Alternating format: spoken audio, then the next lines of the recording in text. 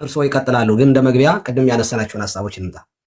አሁን አማን አንተ ስታነሳው የነበረው ለምሳሌ ለክርስቶስ ቤዛ ተብሎ የተጠቀሰ የመጽሐፍ ቅዱስን ወስደን ያንን ማብራሪያ ለድንግል ማርያም ሰተን ቢባል ኑሮ ቢሆን ኖሮ መከራከሪያው አንተ ከምትለው ዲክሽነሪ ወይም ደግሞ መዝገበ ቃላት ጋር አግሪ እናደርጋለን። እኔን እያየኸኝ ወደ ሌላ እያየህ ሲሆን አቴንሽን ትስባለህ። አዎ በደንብ እያዳመጥከኝ አንተ ለምትለው ወርድ የሆነ የመጽሐፍ ቅዱስ ጥቅስ ወስደን እሱን ጥቅስ ጥቅስ አይደለም የወሰድነው፣ ቃል ነው የወሰድነው። ቃልን መጠቀም ደግሞ ማንኛውም ሰው ለማንኛውም ሰው ልትጠቀመው ትችላለህ። አንድን ቃል ቅድም እንደመነሻ አንስቻለሁ። ሎጎስ የሚለው ቃል ፈላስፎችም ሊጠቀሙት ይችላሉ። ኦኬ ሶ ቃሉን መጠቀም ኢቲስት የሆነ ሰው ማለት በክርስቶስ የማያምን ሰው ኢየሱስ ሊባል ይችላል። ኦኬ ቤዛ የሚለው ቃል ደግሞ የግዕዝ ቃል ነው። ግሪክ አይደለም፣ ዕብራይስጥ አይደለም፣ አማርኛም አይደለም። ግዕዝ የሚለው ቃል መፈታት አለበት። እኛ ቤዛዊት ስንል ምን እያልን ነው ስንል ስምና ደቂቃ አገባብ ነው። ይሄ በስም ደረጃ ሲሆን ቅድም ያነሳነው መዝገበ ቃላት አለ። የአለቃ ኪዳነ ወልድ ክፍልን አየ ነው። ዋጋ፣ ካሳ፣ ለውጥ፣ ምትክ፣ ኃላፊ፣ ዋቢ፣ ዋስ፣ መድን፣ ተያዥ፣ ጫማ፣ ጥላ፣ ጋሻ። ልብ አድርግ፣ ጥላም ቤዛ ተብሏል፣ ጋሻም የጫማም ቤዛ ተብሏል። አሁን ይህንን ቃል ወስደን አሁን ለክርስቶስ ቤዛ የተባለውን ወስደን ለጫማ እንኳን አንጠቅሰው። ምክንያቱም ጫማ የተባለበት ሌላ ነው፣ ገንዘብ የተባለበት ሌላ ነው። ሙሴ ቤዛ እንኳ የተባለው እንደውም በጣም ይቀርባል፣ ከክርስቶስ ጋር ተነጻጽሮ ተቀምጧል። እንደው ቃሉ ራሱ እዚያ ላይ እንኳ የግሪኩ ራሱ ተመሳሳይ ወርድ እንኳ ቢጠቀም ሙሴ ተሰቀለ ማለታችን አይደለም። እስራኤልን ከመቤዡ ከማዳኑ ከማሻገሩ ጋር ስለተነጻጸረ ነው። እንደኔ ያለ ነቢይ ያስነሳላቸዋል ሲል እንደኔ ያለ ሩቅ ቢሲ ማለቱ እንዳልሆነ ግልጽ ነው። መሪነቱን ያነጻጸረው። አሁን በደቂቃ ገባው ላይ ሄድንና ደቂቃ ገባ ቤዛ ስለ ፋንታ ምክንያት ተብሎ ይተረጎማል። ስለዚህ እመቤታችን ምክንያት ልሄን እንላታለን። ይህን ደግሞ ኢራኔስም ስላለ ሔዋንን አመጣና የስህተት ምክንያት ስላለና እመቤታችን ወሰደና ደግሞ የመታዘዝ ምክንያት ነው። እሱን ደግሞ ሉቃስ ወንጌል ምዕራፍ 1 ቁጥር 38 ላይ ተመለከተ። ስለዚህ እመቤታችን ድንግል ማርያም እኛ ነው የተጠቀምነው። እኛ ስንል እኛ አባቶችም ተጠቅመውታል፣ ኢራኔስ ተጠቅሟል። ቅዱስ ጊዮርጊስም ደግሞ በሰዓታቱ ጊዮርጊስ አባ ጊዮርጊስ ዘጋስጫ ደግሞ ምንድነው ያለው? ልትፌሳኩልነ በዝክረ ስምኪ ጥበብ። እኔ ይህንን ያልጠቀስኩት እስካሁን ምክንያቱም እናንተ ብዙም ላትቀበሉ ስለምትችሉ ነው። ኦኬ መጽሐፍ ቅዱስ ላይ ማውራት ነው ፍሩትፉል የሆነ ነገር ማድረግ የምንችለው ስላሰቡ። እኛ ስንል ግን ይኸውልህ በዜማችን እንለዋለን። ይሄንን ልትፌሳኩልነ በዝክረ ስምኪ ጥበብ ወደ አስካሊኪ ማዕድም ቅድስት ማርያም ቤዛዊተ ኩሉ አለ። ይሄን ያለው ጊዮርጊስ አባ ጊዮርጊስ ዘጋስጫ ነው። ሊስን ኬርፉሊ ምን እያለ እንደሆነ የዓለሙ ሁሉ ቤዛ ቅድስት ማርያም ሆይ በሚጣፍጥ የስም አጠራርሽና የሚያምር በሆነ በፍሬሽ ክርስቶስ ደም ሁላችን እንደሰታለን ማለት ነው። በፍሬሽ ክርስቶስ ደም ልብ አድርግ። አሁን እመቤታችንን የዓለሙ ሁሉ ቤዛ እመቤታችን የሚለውን እንኳ ራሱ ሲፈታው ምንድነው ያለው? ለምንድነው ቤዛ የሚለውን የተጠቀመው? የዓለሙን ቤዛ በመውለዷ በልጅሽ በአንቺ ደም አይደለም ያለው፣ በፍሬሽ ክርስቶስ ደም ፍሬዋ ነው። ኤልሳቤጥም የማይፀንሽ ፍሬ የተባረከ ነው ብላታለች። ፍሬዋ ነው ክርስቶስ። ከጽጌረዳ አበባ እመቤታችን የተገኘ ፍሬ ሕይወት ነው ክርስቶስ። ስለዚህ ይህ በዚህ አውደ ኮንቴክስት ነው እኛ እመቤታችንን ቤዛዊተ ዓለም ምንላት እንጂ አንተ ቀደም እንዳልከው ኦነስትሊ ተናግረሃል። እኛ ምለው እንድንዚያ በምንረዳበት መንገድ አሁን ምክንያት አትባልም ከሆነ ኦኬ። እኔ ግን ቤዛ የሚለው ቃል መጽሐፍ ቅዱስ ላይ ራሱ አማን የምጠይቅህ ኦኬ፣ ቤዛ ለሰው ነፍሱ ሀብቱ ቤዛው ነው ይላል። ቤዛ የሚለውን ተጠቅሞታል ኦልሬዲ መጽሐፍ ቅዱሱ። ሀጥ ለዳ ቤዛው ነው ብሎታል። ምን እያለ ነው የሚለው ላይ መረዳት ካልቻልን አንድ ቃልን ወስዶ ለክርስቶስ ጋር አጠጋግቶ እንደ ፈጣሪ እመቤታችን ትላላችሁ የሚለው አያምም ወይ? ኃጢአት አይሆንባችሁም ወይ? መዋሸት አይሆንም ወይ ነው ጥያቄው። እሺ መልሱ ቀላል ነው። ለምሳሌ ለሰው ሀብቱ ቤዛው ነው፣ ለሀጡ ምንድነው? ለጻድቁ ቤዛው ሀጡ ነው የሚለውን ይዛችሁ እንደዛም ሆኖ እያለ እኛ ሚስ ሪፕሬዘንት አይሆንም ወይ ለሚለው ችግሩ ምን መሰሎት ቀሲስ? ለሰው ሀብቱ ቤዛው ነው ከተባለ እነዛ የዕብራይስጥ ቃላት ኮፋር የሚል ነው የሚጠቀመው ሁሉም ቦታ ላይ ከዘሌዋውያን ምዕራፍ 25 ላይ ካለችው ቤዛ በሚል ቃል ነው በአማርኛው የተረጎመው። በአማርኛው ለምሳሌ መጽሐፈ ምሳሌ ምዕራፍ 13 8 ነው። አወጣውና ግሪኩን ማብራየው እንደ ዕብራይስጡ እንደዛ እኮ ነው የሚለው። ቤዛ ነው ዕብራይስጡን ነው የተረጎምኩ ነው። ኮፋር ነው የሚለው። ለምሳሌ ለሰው ኦኬ፣ ለሰው ነፍስ ቤዛው ሀብቱ ነው፣ ድሃ ግን ተግሳጽን አይሰማም ይላል። አዎ ቀጥሎ እንደውም ቆይ 21 ላይ ያለውን 21:18 ላይ ያለውን ነው 21:18 ላይ መጽሐፈ ምሳሌ 21:18 ላይ ኃጥእ የጻድቅ ቤዛ ነው፣ በደለኛም የቅን ሰው ቤዛ ነው ይላል። ያ ኢቭን ኃጢአት ያጠራቀመውን ጻድቃን ይወስዱታል የሚልም አለ። ልክ እንደዛ አይነት አገባብ ነው። ይሄን ጥያቄ መልስልኝና መምህር በረከት እንኳን ደህና መጡ። ከእርሶ ጋር እንቀጥላለን። እሺ እነሱን እንፍታ። አሁን እኮ እነዚህ ቦታዎች ላይ ኮፋር የሚለው ቃል ገብተዋል። ቤዛ በሚል ተተርጉሟል። ቤዛ ተብሎ መተርጎሙ ትክክል ነው። ከዚህ በኋላ በሚነሱ የመጽሐፍ ቅዱስ ትርጉሞች ላይ ሁሉ ቤዛ እየተባለ ነው መተርጎም ያለበት ሁላ። ነገር ግን ቤዛ የሚለውን ቃል በዕብራይስጥ እንደው ቅድም ግሪክና ምናምን እያወራን ስለነበረ ዳዊት እንደው እየፈለገ ሊጠብቅ ይችላል። በዕብራይስጥ 3 አይነት አገባቦች ናቸው ያሉት። አንደኛው በሙስና አውድም ገብቶ ያውቃል። ለምሳሌ ካህናቶቹን ትሰርቃላችሁ፣ ህዝቤን ትሰርቃላችሁ፣ ለሀብታሙ ነው የምታዳሉት፣ ገንዘብ ስትቀበሉ ፍርድን ታገመድላላችሁ በሚል አውድ ገብቷል። ብራይበሪ ወይም ኮራፕሽን በሚልም ገብቶ ያውቃል። አይ ቲንክ መጽሐፈ ኢዮብ ላይ ይመስለኛል፣ አውጣዋለሁ ፈልጌ። በዛም ገብቶ ያውቃል። ሁለተኛው በራንሰምና በአቶንመንት ገብቶ ያውቃል። በቴዎሎጂካል ወርድ ደረጃ ገብቶ ያውቃል። አቶንመንትና ራንሰም ምንድነው? አቶንመንት ያው ደም ቀርቦ፣ ይሄ ግን ራንሰም ነው የሚለው። ይሄ ራሱ ይሄ 18 ላይ ያለው ራንሰም ነው። በእንግሊዝኛ ወርዱ ራንሰም ነው። የሚያሳስብ አይደለም። ደም ራንሰም የሚለውን እኮ ነው ድጋሚ የሚፈቱ ሲፈቱ እንግሊዝኛው ራንሰም የሚለውን ቃል ይለጥፍበትና በዚህ አውድ ውስጥ ይሄ ነው ትርጉሙ እየተባለ ይዘረዘራል እንጂ ራንሰም ነው ቃሉ። እዛ ምሳሌ ላይ ያለውን ብታይ ኢቭን ኢዮብ ላይም ቃሉ ተቀምጧል። ሌሎች ቦታዎች ላይም ራንሰም የሚል ይቀመጥና ያ ራንሰም ከነዚህ አሁን ከማስቀምጣቸው ከሶስቱ የዕብራይስጥ ትርጉሞች መካከል አንደኛው ላይ ነው የሚወድቀው። የመጀመሪያው ቅድም እንዳልነው ሌጋል የሆነ የወርድ ትርጉም አለው። ለሀብታሙ ነው የምታዳሉት ኤንድ ህዝቤን በዘበዛችሁ በሚለው አውድ ውስጥ ኮራፕሽን ኦር ብራይብ ጉቦ በሚል ኮፋር የሚለው ቃል ገብቷል። ሁለተኛው ደግሞ ራንሰምና አቶንመንት ስላሽ አቶንመንት ማለት ይሄ ራንሰም ኦር ቤዛነቱ አቶንመንትን ነው ይዞ የሚመጣው። አቶንመንት ምንድነው? መስዋዕት ቀርቦ በዛ በፈሰሰው ደም ምክንያት እግዚአብሔር ይቅርታ ሲያደርግና የበደለኛውን ኃጢአት ሲሸፍን አቶንመንት ያ ነው። በዛ አውድም ገብቷል። ሁለተኛው እሱ ነው። ሶስተኛው የጫማው ቅድም የገባው እግር ላይ ጫማ ሲገባ እግሩን መሸፈኛ ይሆናል። መሸፈን የሚለውን ሐሳብ ይዞ ይገባል። ምትክ የሚል ይገባል። ለምሳሌ ምትክ ነው የሚለውን ለእንትኑ ማምጣት እንችላለን፣ ለገንዘቡ ማለት ነው። እንዴት ነው ለሰው ሀብቱ እንትኑ ሊሆን የሚችለው ራንሰሙ ሊሆን የሚችለው? ቢታሰር ማስፈቻ ሊሆንለት ይችላል። ቢሞት ቅርስ ሊሆን ይችላል። በዛ ነገር ስራ ቢሰራ የሚባረክበት ሊሆን ይችላል። ይሄ ደግሞ ለእመቤታችንም ይሰራል። ቆይ አይደለም፣ አሁን ችግሩ እንደዛ ብሎ የፈታ አምጣ ነው የምልህ። የለም እኮ ነው ችግሩ። ቆይ አንዴ ልጨርሳት። ግን ሰዓት ረጅም ሰዓት ወሰድክ። እሺ ልጨርስና በዚህ ልጨርስና በእነዚህ ሶስቱ ትርጉሞች አየን። ቅድም ከመምህር ዳዊት ጋር ስናወራ የነበረውን የግሪኩን ትርጉሞች አየንና ሁሉንም አገባቦች እስቲ እንደዚህ ቡሌት አድርገን አስቀምጠን የቱ ጋ ነው ማርያምን የምናስገባው ነው ጥያቄው። ምትክ በሚለው እርሱ አሉ ቅድም ምትክ በሚለው ምክንያት ነው ቤዛዊት ዓለም የምንለው።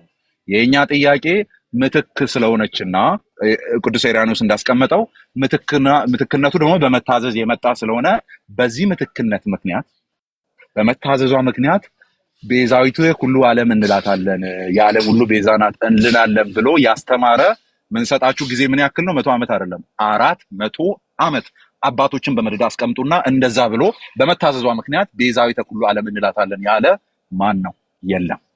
ስለዚህ ይህ ትምህርት ኦርቶዶክስ ተዋሕዶ ቤተክርስቲያን ውስጥ ብቻ ያለ ትምህርት ነው። አሁን መጨረሻ ላይ ደህና ሄደህ ካለ አባቶችን መጥቀስ ነው እንግዲህ ካለ አባቶችን መጥቀስ ነው። አባቶች ኢራኔስ አባታችን ነው። በቃ አባ ጊዮርጊስ ኢራኔስ በዚህ ምክንያት ቤዛዊት ሁሉ ናት አላለም። አይደለም ፖለቲካውን ተውና መጨረሻ ላይ መጥተህ እኔ ፖለቲካ አልወድም። መጨረሻ ላይ መጥተህ ያው ፕሮቴስታንቲዝምን አፕሩቭ እና ዲፌንድ ላደርግ የመጣሁት እሱን ነው። አይደለም እኔ ኦኬ ዲፌንድ ማድረግ ትችላለህ። እኔ የማወራው ግን ኦኬ ያላልነውን ስትሉ ነው የኖራችሁ። በቃ ኃጢአት ሰርታችኋል። በአጠቃላይ ምክንያቱም ነውር ነው። ያላችሁትን አላልንም። ቆይ አሁን እኔ እያወራው ስለሆነ ኢንተራፕት እንደሱ ነው። ውሸት ነው።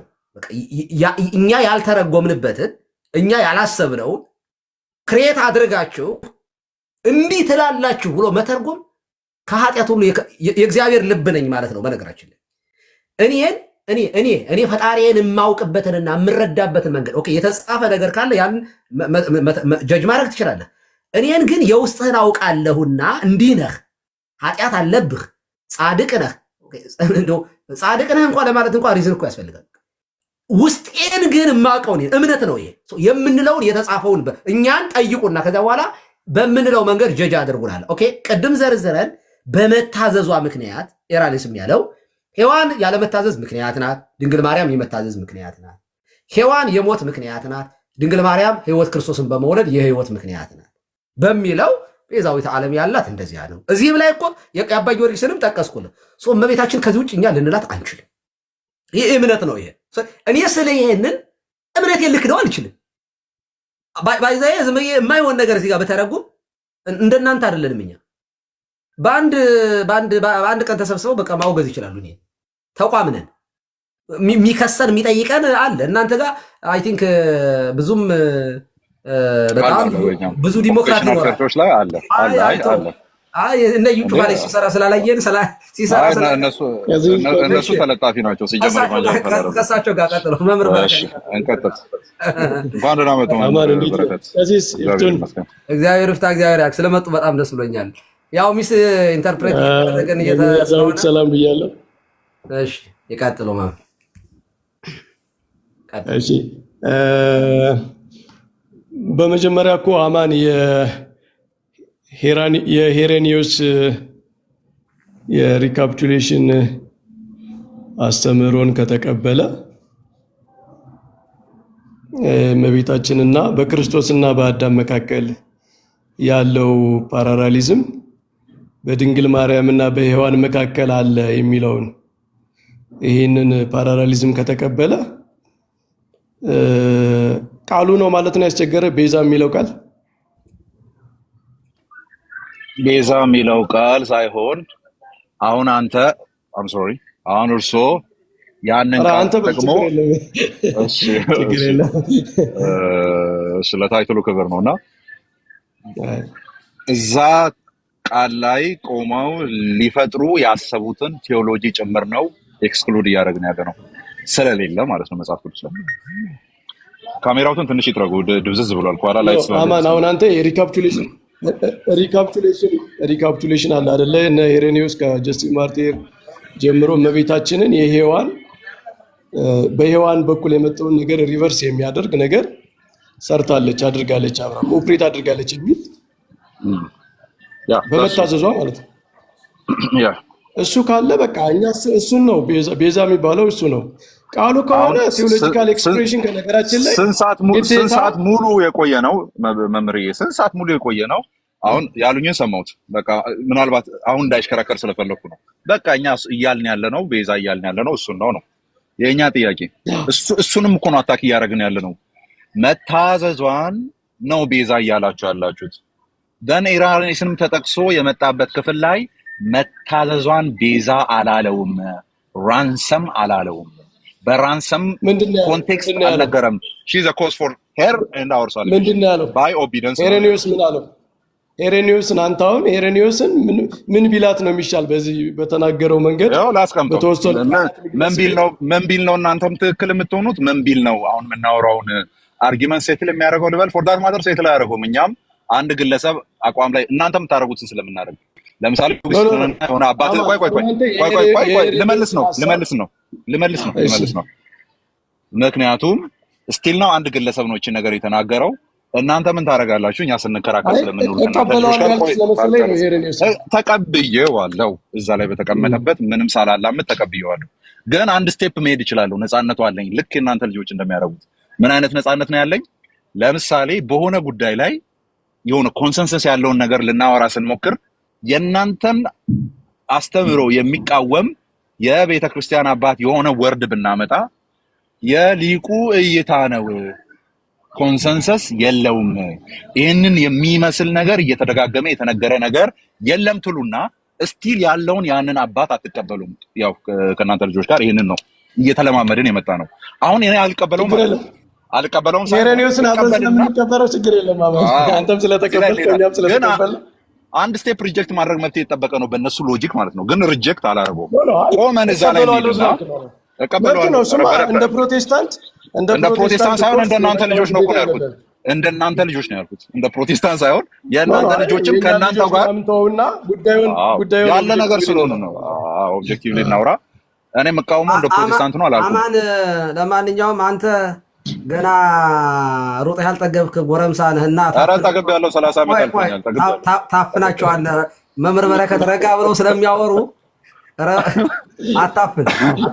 አታፍናቸው። እና እኔ አማንን ማወቅ የምፈልገው አሁን የሄሬኒዮስን ሀሳብ ከተቀበለ ሔዋን ባለመታዘዝ ሞትን አመጣች፣ ድንግል ማርያም በመታዘዝ ደግሞ ለእሷና ለሰው ልጆች ለሂውማን ሬስ የድነት ምክንያት ሆነች የሚለውን ፓራራሊዝም በሔዋንና በእመቤታችን መካከል ያለውን ለመግለጽ ምን ቃል ነው መጠቀም? ምክንያቱም ይሄን ለምን መሰለህ? ቴዎሎጂ ጽንሰ ሀሳቡ ነው እንጂ የማይቀየር ኤክስፕሬሽን ሊያድግ ይችላል አይደል?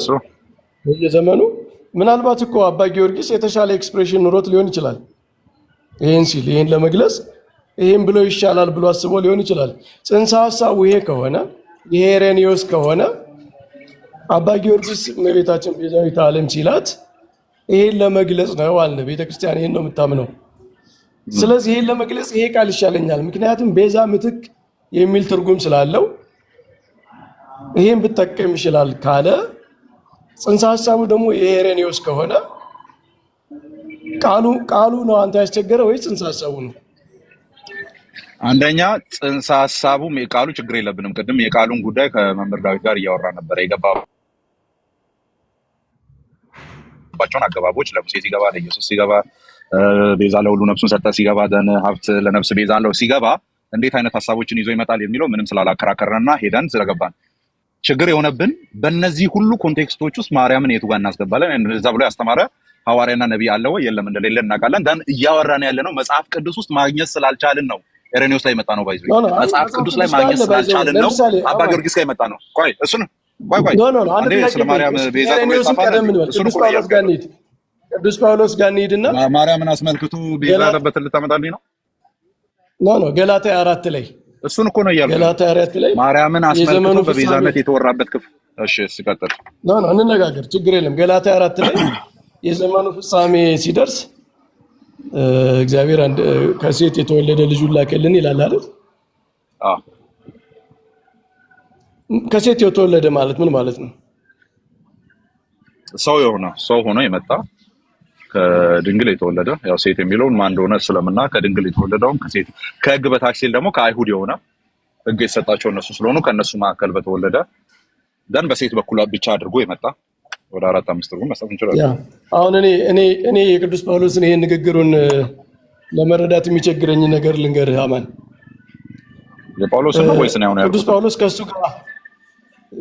ጳውሎስን ከሱ ጋር የሄዱ ሰዎችን ሴቶችን በስማቸው ይጠራል። እና ፌቤንን፣ ሌሎችን በጣም በአገልግሎት ሲራዱት የነበሩ ሴቶችን በስማቸው የሚጠራ ሐዋርያ የክርስቶስን እናት ለምንድን ነው በስሙ አንድም ቦታ ያልጠራት ሴት ብሎ ያለፈው?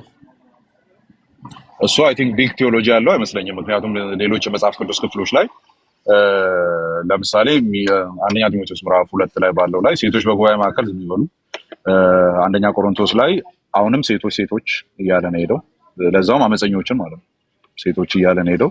ስለዚህ ሴቶች ማለቱ ገላትያ 4 ላይ የተለየ ስፔሻል የሆነ ቴዎሎጂ እንድሰራ አይፈቅድልም።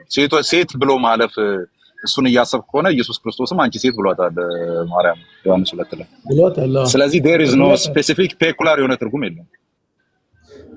ቅዱስ ጳውሎስ ግን አንድም ቦታ ላይ ለአንተ የሐዋርያት ዋኖቹን ሐዋርያት በስም ጠቅሶ የተናገረ ሰው፣ በጉባኤ በደቀ መዛሙርቱን በስም እየጠራ የሚያመሰግን ሰው፣ በተለያየ ቦታ ስማቸውን መጠቀስ የሚገባቸውን ሰዎች በስም የሚጠቅስ ሰው በ14ቱም መልእክታት የድንግል ማርያምን ስም አንድን ቦታ አለማንሳቱ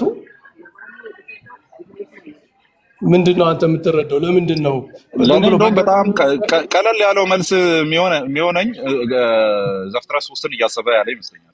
ምክንያቱም የሴቲቱ ዘር ስለሚል በሴቲቱ በኩል ብቻ ወንድ ሳያስፈልግ የሚመጣ ነገር እንዳለ ኦልሬዲ ስለተነገረ በሴቲቱ በኩል የመጣ የሚል ነገር ስለተነገረ ኦልሬዲ ነው። እኔ ስሟን ሜንሽን ማድረግ አይጠበቅብኝም። የዘመኑ ፍጻሜ በደረሰ ጊዜ ከሴት የተወለደውን ሴት ስትል ሂዱና ዘፍጥረት ላይ አላያችሁም? ስለዚህ ያንን እያለ ነው እና የተለየ ትርጉም የለውም። አሁን ሐዋርያው ቅዱስ ጳውሎስ ከሴት የተወለደ ሲል ኦሪት ዘጸአት ምዕራፍ 3 ላይ በሴቲቱና በእባቡ መካከል ዘፍጥረት ጠላትነትን አደርጋለሁ ያለውን ነገር ኢምፕላይ እያደረገ ነው።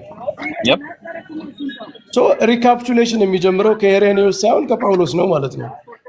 ሪካፕቹሌሽን የሚጀምረው ከሄሬኔዎስ ሳይሆን ከጳውሎስ መጀመሩ ማርያምን ቤዛ ብሎ ሄሬኔዎስ ፈቶታል የሚል አርጊመንት ሊመጣ አይችልም። ይሄን ሁሉ ሰዓት እየተከራከርን ያለ ነው። እሱን ለማግኘት ነበር፣ አላገኘንም እስካሁን። በቃ ቤዛ ነው። ፓራላሊዝም ባይብል ላይ ሞልቷል እኮ አይደል እንዴ? የአገር እኮ ነው ያለው፣ የአገር ነው ያለው። ኖ ይኸውልህ ቤዛ ሪካፕቹሌሽን ነው ብለናል እኛ እኮ። በቃ አሁን ትርጉሙ ቤዛ ሪካፕቹሌሽን ነው። ሪካፕቹሌሽንን ይኸውልህ አሁን መጣን። በቃ አይ ቲንክ በጣም ወደ ጠበበው አውድ መተናል። ብዙም ላይ አነጋግረን የሚችለው ብዬ ማስበው ቤዛ ሪካፕቹሌሽን ከሆነ show me from the Bible with the context of recapitulation that word is used for Virgin Mary. Show me. የለም እሱ እኮ ነው ችግሩ። ኖ አይደለም። ይኸውልህ ቅዱስ ጳውሎስ ሴቲቱ ከሴት ተወለደ ሲል እኮ እሱ መጽሐፍ ቅዱስ ውስጥ ነው። የት አለው እናንተ የምትሉት እኮ እመቤታችን ዳግሚት ሔዋን እያላት እኮ ነው አይደል እንዴ? የት አለ እዛ ጋር ዳግሚት ሔዋን ምናምን ማብራሪያ ላይ እንትን ሰከንድ የሆነ ኢንተርፕሪቴሽን ላይ ኢቨን ከዛው ላይ ብታገኝ አሁን እያወራን ያለ ነው ማርያም ዳግማዊ ማርያም ተስማምተን ጨርሰናል። ስላሴ የሚል ቃል ከመጽሐፍ ቅዱስ አሳየኝ እንደማለት እኮ ነው። ቀደም አውርተናል እሱን። ስላሴ የሚል ቃል ከመጽሐፍ ቅዱስ አለማግኘታችን ስላሴ የሚል ቃል ከመጽሐፍ ቅዱስ አሳየኝ ሰውተ ምንድን ነው? ተስማምተን ጨርሰናል። ተስማምተን ጨርሰናል። እሱ ተስማምተን ጨርሰናል። አይ ቲንክ ኖ አማን ጨርሶሽ እኔ ጋር ነው ችግሩ ኔትወርኩ። ኧረ ሰላም ነው፣ ሰላም ነው። ይቀጥሉ፣ እኛ ጋር ሰላም ነው። ከዚህ ይሰማል። ይቀጥሉ። አዎ ይሰማል። ይቀጥሉ። ይሰማል። ይቀጥሉ። ተቋርጧል መሰለኝ። ስላሴ የሚል ቃል ከመጽሐፍ ቅዱስ አሳየኝ ቢል አንድ ሰው ስላሴ የሚል ቃል ከመጽሐፍ ቅዱስ አሳየኝ ቢል ታሳያለህ? መልሱ ቀላል ነው። ምክንያቱም ሁለት ኦርቶዶክሳውያን ኦር ክርስቲያኖች ነን ብለን ኤክስፔክት የምናደርግ ሰዎች እያወራን ስለሆነ ኤግዛክት ወርድ ፋላሲ አይደለም እየሰራን ያለ ነው። አሁን እኛ በምናወራው ኤግዛክቱ አይ ቲንክ ተከፋፍሏል። እንትኑ ኔትወርኩ መሀል ላይ ላብሳለሁ ይመስለኛል። ወይ ወጥተው ይግቡ። ወጥተው ይግቡ እንደገና ኮፒ ሊንክ ሼር አድርጉ እንጂ ተወዳጆች ምዕመናን፣ እንዴት ምን ነው ኮሜንት ላይ እንቅስቃሴ ቢኖር ጥሩ ነው። አይ ቲንክ ታፈናም ስለሆነ ይመስለኛል። ኮሜንት ላይ እኮ አንዳንድ እኛ በጨዋነት እያወራን ነው። እውነት ለመናገር ውይይቱንም ወድጀዋለሁ። ለምን እንደዚህ ተረጋግቶ እንደ ባለ አእምሮ ውይይት ካለ አይ ቲንክ ብዙ ነገሮች ማድረግ እንችላለን ብዬ ስለማስብና ከዛ አንጻር ነው። ሲልክፈትላቸው የሚሳደብ ሰው ግን ካለ እቦልካለሁ እንጂ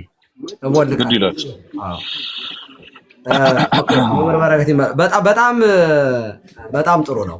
እንደዚህ በምንለው ልክ ተግባብቶ ማውራት በጣም አይ ቲንክ የተሻለ ነገር ነው ብዬ አስባለሁ። እንደ ባለ አእምሮ በምንለው ልክ እኮ በጀጅ ከተደራረግን ምንም ኦልሬዲ አንድ እምነት አይደለም ያለን እኮ የተለያየን እንትን ነን። እና እኔም ማሳየት የፈለኩት መነሻችንም አማን እኛ አሁን ለምሳሌ አክቹዋሊ እናንተን አለ መቃወም የጀመርነው በዚህ ጉዳይ ላይ ይቅርታ እንትን አደርጋለሁ ብዬ ነበርሽ። እሺ እኛ መቃወም የጀመርነው ፕሮቴስታንቱን አይደለም። በዚህ ትምህርት አማን መያዝ ያለብህ በጣም ኦርቶዶክሳውያን በጣም የተቆጣ ነው። የክርስቶስን ቤዛነት አንድም ቀን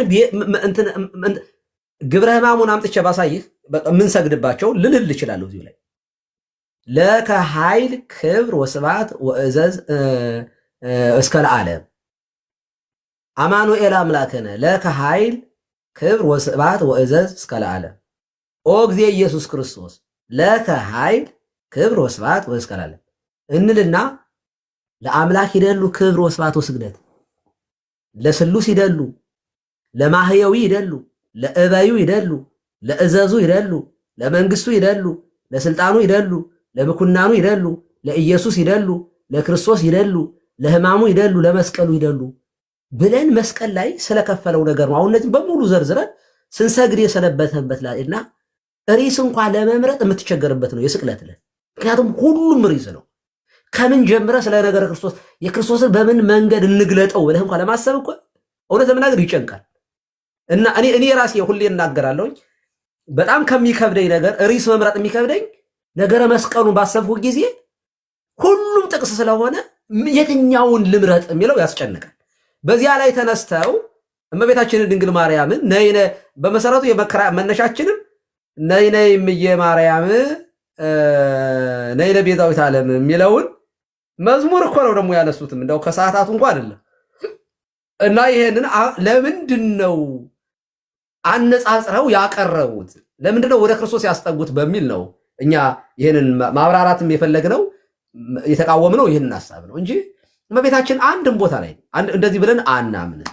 በምናምን እኮ ይቅርታ፣ እስኪ መምህር በረከትን እያዩዋቸው አይደለም? መምህር ከመጡ እሳቸውንም ኤንድ ቃሌም መጥተዋል። ቃሌንም ያስገቡት። አዎ እሺ። ሌላ ሰው መወያየት የሚፈልግ ሰው ካለ ክርክሮች ላይ ዲቤቶች ላይ ማድረግ የሚፈልግ ሰው ካለ መግባት ይችላል። ባይዘው እኔ ያልከለክልም እና ግን መጀመሪያ ላይ a quick question, what was the other Greek word? I'm trying to find it. ቀደማማን ያልከው for ransom ወደ ሌላ ጽንሰ ሀሳብ ከመሄዳችን በፊት አማን just quickly ጥቅሱን ንገረኝና ለሚሰማ ከሆነ እንትን ነው አንደኛ ጢሞቴዎስ ምዕራፍ 2 ቁጥር 6 ላይ ያለው ransom for all የሚለው። እሺ በነገራችን ላይ ይሰማል ከዚህ እኔ በነገራችን ላይ እንተናም ያው ጀሮም አንተ ተቀበለዋለህ። ለነገሩ ያው የመረጣችሁ ነው እሱ እንቀበላቸዋለን። መጽሐፍ ቅዱስ ላይ የተናገርነውን እንግዲህ እዛ ላይ ከሌለ አትቀበሉን ስላሉ የሌለ ካወራ አንቀበልም። ያለ ካወሩት ነው ማለት እኛ ያው እንደ እንትን ስለማንጠቅሰው ነው። ግን ምን ይላል አማን ቅድም ከዚህ በቃሉ ላይ ኔትወርኩ በረከት ጋር አሁንም ትክክል አይደለም። ቤዛነት የሚለውን ቃል ከመጽሐፍ ቅዱስ አሳዩኝ የሚለው ይሄ በጣም ለኛ ደብል ስታንዳርድ ነው የሚሆን ለክርስቲያኖች ማለት ነው። ምክንያቱም ሌሎቹ ሰዎች አንድን በጣም እንግዲህ ከምስጢረ ሥላሴ የበለጠ በጣም ሀይ የሆነ ቴዎሎጂ የለም። እሱን ያህል ነገር ከመጽሐፍ ቅዱስ አሳዩን ሲሉን አይ እኛ እኮ ከመጽሐፍ ቅዱስ ትምህርት ነው እንጂ ቃል ብቻ የማቅረብ ግዴታ የለብንም። አስተምህሮ ከመጽሐፍ ቅዱስ ካለ፣ ጽንሰ ሐሳቡ ከመጽሐፍ ቅዱስ ካለ ቃሉን የቤተ ክርስቲያን ሊቃውንት የሚስማሙ ቃል ኮይል ሊያረጉ ይችላሉ። ዋናው ጉዳይ ግን በዚያ ቃል ላይ የሚገልጹት ነገር መጽሐፍ ቅዱሳዊ መሆን ነው የሚጠበቅበት ብለን እንመልሳለን አይደል?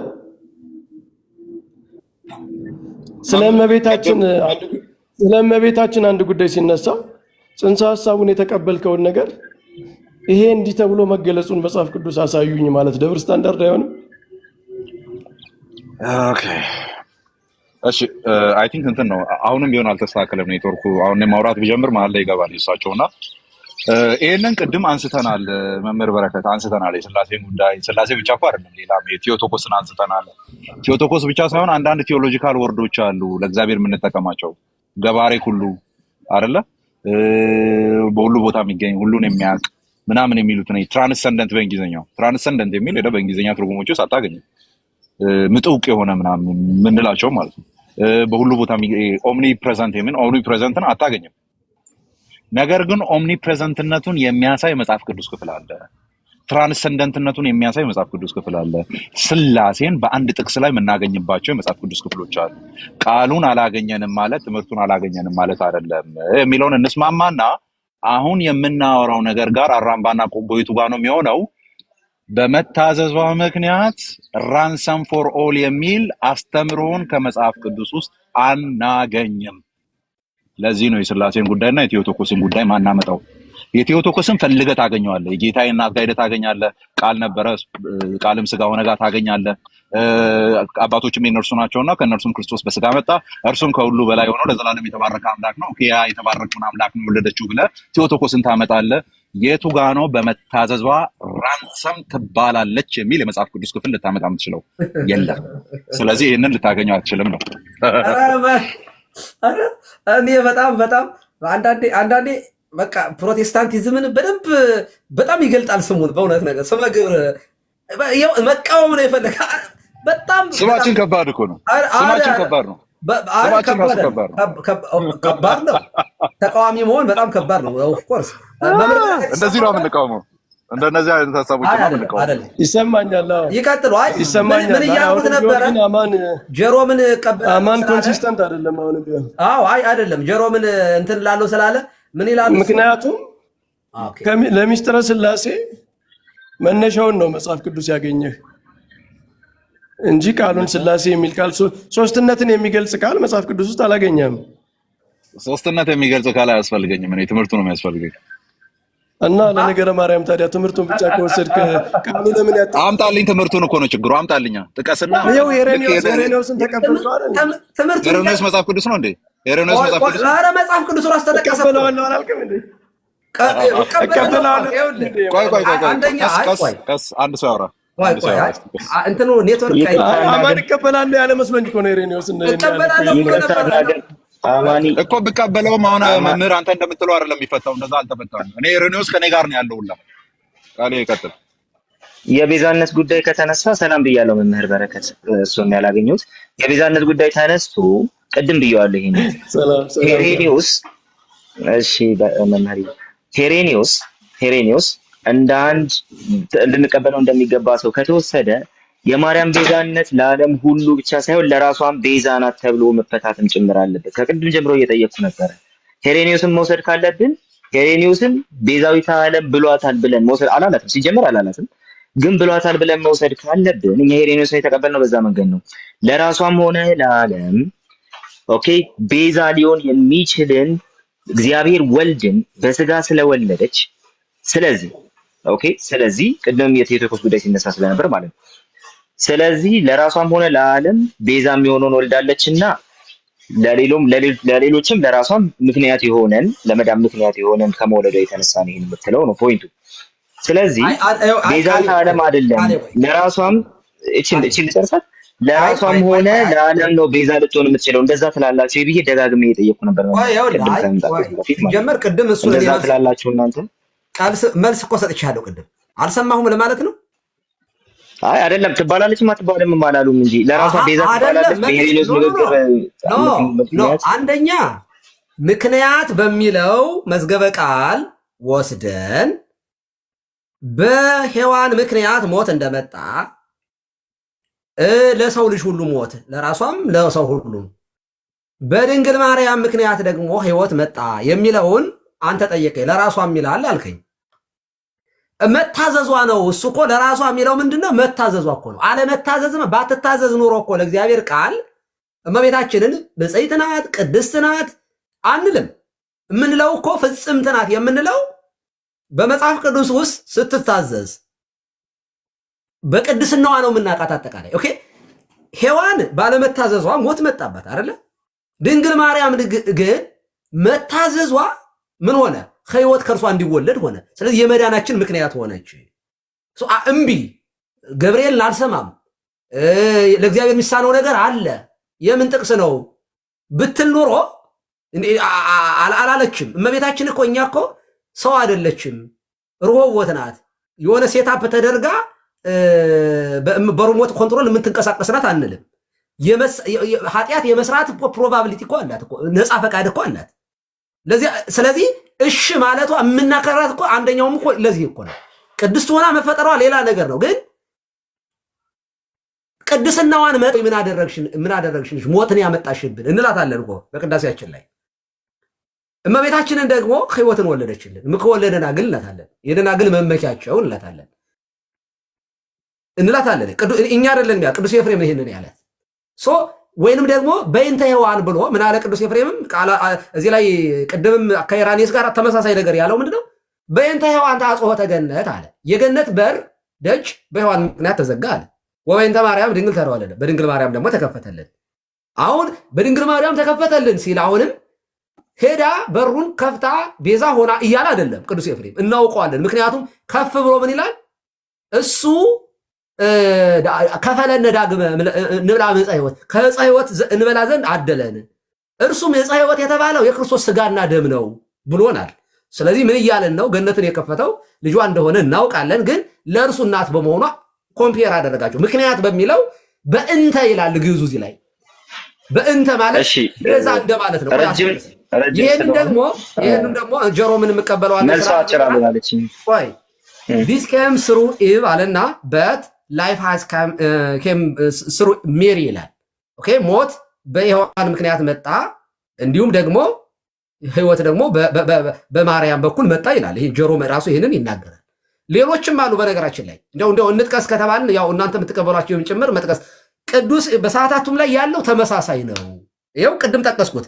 ንትፌሳ ኩልነ በዝክረ ስምኪ ጥዑም ጊዮርጊስ አባ ጊዮርጊስ የተናገረው ወደ መዓስ ካሌኪ ማዕድም ቅድስት ማርያም ቤዛዊተ ኩሉ አለና ምን ማለት ነው? ወደ አማርኛ ሲተረጎም የዓለሙ ቤዛዊተ ኩሉ ዓለም የሚለው የዓለሙ ሁሉ ቤዛ ቅድስት ማርያም ሆይ በሚጣፍጥ የስም አጠራረሽና የሚያምር በሆነ በፍሬሽ ክርስቶስ ደም ሁላችን እንደሰታለን። በፍሬሽ ነው ያለ። አዎ ፍሬዋ ነው። ኤልሳቤጥ በመጽሐፍ ቅዱስ ላይ ይህንን ብላታለች። የማኅፀንሽ ፍሬ የተባረከ ነው ስላለች በፍሬሽ ክርስቶስ ደም እንደሰታለን ብሎ ተናግረዋል። ይሄ ንጽጽር ነው። በንጽጽር ወስደን እኛም በቤታችንን እንሰጣታለን። ያንን ደግሞ ለኛ እናንተ ጴንጤ ስለሆናችሁ መቃወም ያው ባህሪያችሁ የሆነ ስለሆነ ነው እንጂ ማንና ለጋሌ የሄሬኒዮስን ሪካፕቹሌሽን ቲዮሪ መቀበላቸው አንድ ትልቅ ስቴፕ ነው። ባይዘወይ በጣም ሄሬኒዮስ በጣም የምወደው ቴዎሎጂያን ነው። በነገራችን ላይ መምህር በረከት ቅዱስ የሚበልጥ አይደለም። ግን ቃሌ አንድ ልመስክርላቸው። ጨዋ ጴንጤዎች እኔ ጋር ሲመጡ ትንሽ ያው ታውቃላችሁ ጸበልም ምናምንም ስላለ ረጋ ይላሉ እና ጨዋ ጴንጤዎች ነው የተቀበሉት ማለት ነው። ምናልባት ከተፈቀደ አንድ አጭር ቀሲስ ስክሪኑን ረጭተውታል ማለት ነው። ባህሪያችን ነው። ግን ቀሲስ እንትን እንዳደረስ ከአንተ በፊት ቀሲስ አሁን ባሉት ነገር ላይ እንደው አሳይደቅጀው አንድ ጊዜ ግን የጠየኳቸው ስላለ እንደው የሆነ ነገር ብል ጥሩ ነበር። አሁን ባሉት ሐሳብ ላይ ከዛ እየጠየቀኝ ነው የወረድኩት ነበር። መምህር በረከት ግን ያፈናቸው ስለሆነ በጣም ተቸግረዋልና እንደው እስኪ እሳቸው አንዴ ይናገሩና ትቀጥላለህ።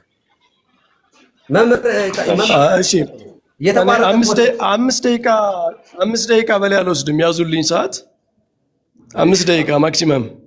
እሺ በመጀመሪያ ኮፒ ሊንክ አድርጉ። ከታች ያላችሁት እባካችሁ እየተቆራረጠባቸው ስለሆነ የሳቸው ኮፒ ሊንክ ሼር አድርጉት። ለምን ጥሩ የሆነ ውይይት ምናልባት ኔትወርክ ሊሆን ይችላል። እሺ ቀጥሉ።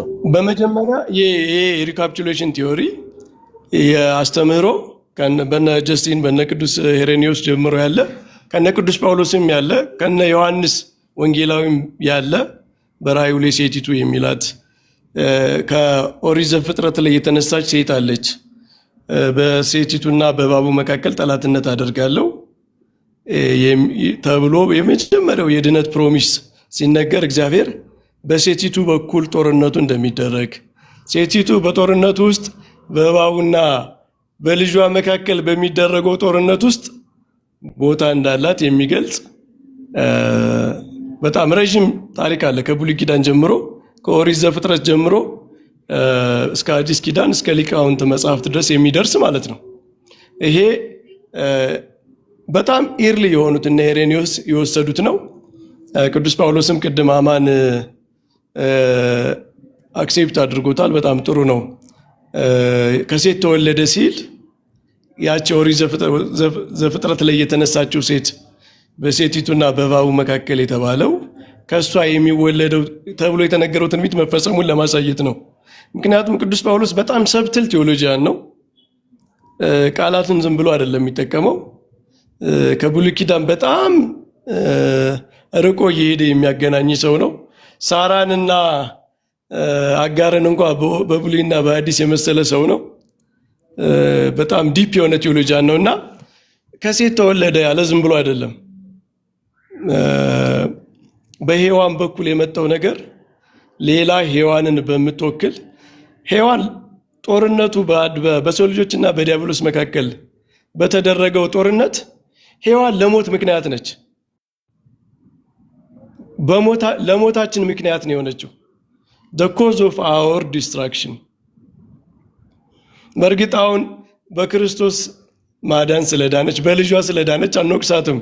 ቅዱስ አትናቴዎስ በቅዳሴው ላይ እንደሚለው እናታችን ነው የምንላት፣ አንወቅሳትም። ግን ለሰው ልጆች የሞት ምክንያት ነው የሆነችው። ስለዚህ ዳግማዊ አዳም ክርስቶስ የአዳምን ስህተት የአዳምን በደል በመታዘዝ እሱም በመታዘዝ እኮ ነው። ነገራችን ላይ የአዳም ምትክ የሆነው በመታዘዝ ነው አይደል? ክርስቶስ በአንዱ አለመታዘዝ ሞት ወደ ሰው ልጆች ገባ ይላል ቅዱስ ጳውሎስ ሮሜ 5 ላይ። በመታዘዝ ደግሞ በክርስቶስ መታዘዝ ደግሞ ጽድቅና የዘላለም ሕይወት ገባ ይላል።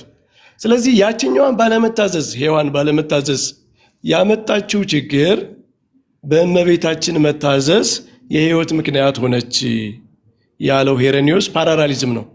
እንግዲህ በነገረ ድነት ውስጥ አዳም ካስፈለገ እግዚአብሔር ዝም ብሎ በሰማይ በአምላክነቱ ብቻ በመለኮቱ ብቻ ሳያድን ሰው ሁኖ ለማዳን ከመጣ ዳግማዊ አዳም ከሆነ ዳግማዊት ሔዋንም ታስፈልጋለች ማለት ነው።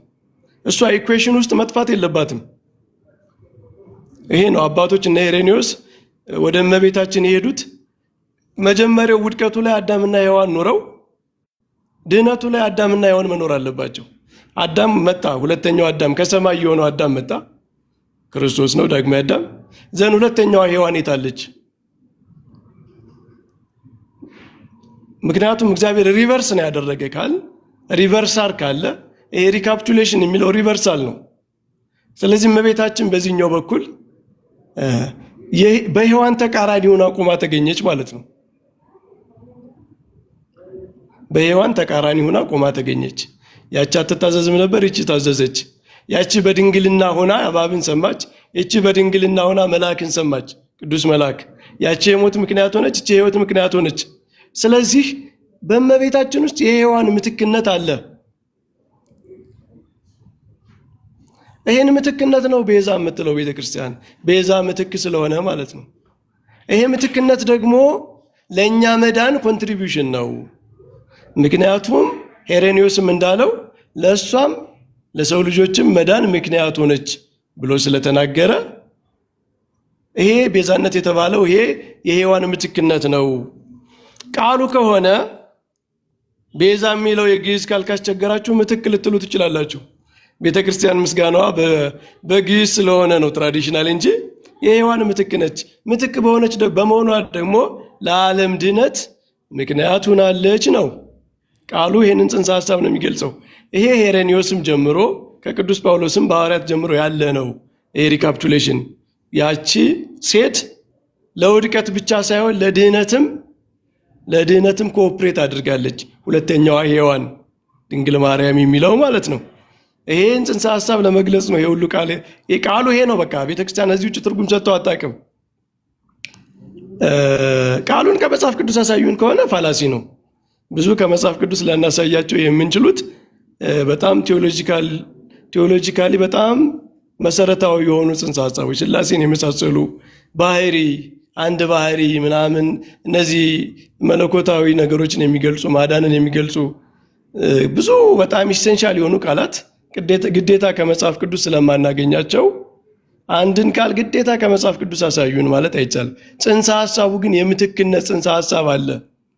ሔዋን በድንግል ማርያም እንደተተካች በአዲሱ የማዳን ታሪክ ክርስቶስ በእግዚአብሔር ዓለምን ለማዳን ሲመጣ በሔዋን ምትክ ቁማ የምትገኝ ድንግል ማርያም እንደሆነች ይሄ መጽሐፍ ቅዱሳዊ ነው። ይሄንን ለመግለጽ ነው ቃሉ የገባው። ስለዚህ ይህንን ጽንሰ ሀሳብ ሪካፕቹሌሽን የተቀበለ ሰው ጽንሰ ሀሳቡን ከተቀበለ እኮ አስተምሮውን ተቀብሎታል። ቃሉን ብቻ ነው ያልተቀበለ ማለት ነው። እና አሁን እነዚህ ወንድሞቻችን የሄሬኒዮስን ትምህርት የሚቀበሉ ከሆነ ሪካፕቹሌሽን ቃሉ ነው ማለት ነው ያለያየው። ቃል ደግሞ ቃል ትርጉም ነው የሚሰጠው። ቃል ትርጉም ነው የሚሰጠው። ቃል ደግሞ ያው ጽንሰ ሀሳብ ነው የሚሰጠው። ቃል ደግሞ ቃል የተሻለ ቃል ካመጡ ልንቀበላቸው እንችላለን። ጽንሰ ሐሳቡን ከተቀበሉ የሚል ሐሳብ ነው ከዚህ ሴኒ። እሺ መምህር ቴንክ ዩ ሶ ማች። ቃሉ አይደለም ቃሉ ሳይሆን በጣም ዴንጀር የሚታይበት ቴዎሎጂካል እንትን ስላለ ኢምፕሊኬሽን ስላለ እዚህ ምትክነት ለአዲስ ኪዳን ምንድን ነው የሚለውን ነገር መጀመሪያ እናስቀምጥ። በመጀመሪያ ይሄ ሁሉ ከተነሳ በኋላ በሔዋንና በማርያም መካከል በአዳምና በክርስቶስ መካከል ያለው አይዲያ ከተነሳ በኋላ ስለ ጳውሎስ ያነሱ ስለነበረ መምህር በረከት በጣም አሪፍ ነው። ስለ ጳውሎስ የተነሳው በጣም አሪፍ ነው። ስለ ጳውሎስ የተነሳው ቲቱ የሚለው ሐሳብ ማርያምን ያሳያል። ትክክል ነው። ታዲያ ይህንን ከያዘን በኋላ ምትክነትን አይዲያ ይዞ የመጣ መጽሐፍ ቅዱስ ላይ ይዞ የመጣ እንትን የትኛው ነው? መጀመሪያ እኔ ከዚህ ነው መጀመሪያ የምትክነትን እሳቤ ይዞ የመጣው አዲሱን ኪዳን ገልጦ ማርያምን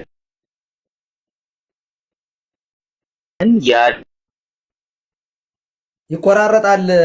ኮፒ ኦኬ፣ በጣም ይቆራረጣል። ፉልፊልመንት ሔዋን ያንን ስላደረገች ኦኬ።